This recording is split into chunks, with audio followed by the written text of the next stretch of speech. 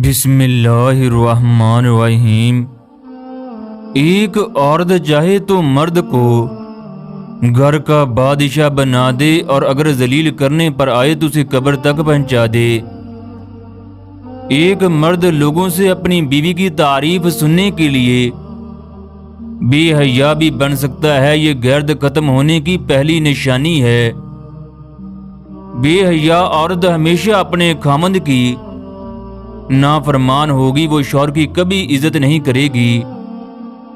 بے حیا عورت بد زبان ہوگی، اس کی زبان تلوار سے زیادہ گہری ہوگی۔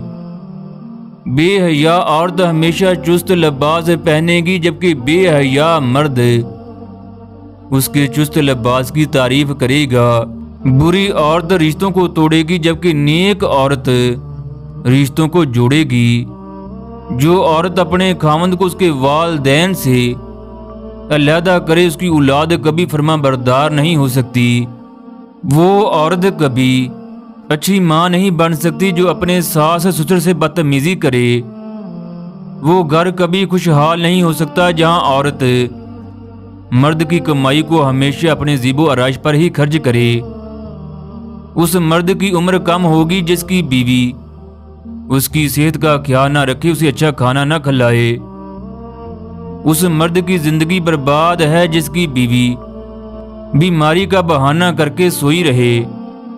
اس عورت کے بچے کامیاب نہیں ہو سکتے جس نے اپنے بچوں کو دوسروں کی برائی کرنا سکھائی ہو۔ جس مرد کی بیوی اس کے گھر پہنچنے پر کھڑی ہو جائے اور مسکرا کر اس کا حال پوچھے، وہ عورت بہت قیمتی ہے۔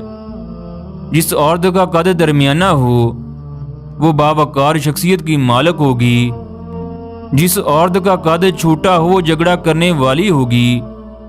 جس عورت کا قد لمبا ہو اس کے سوچنے کی صلاحیت کم ہوگی، وہ خامند کی نافرمان ہوگی۔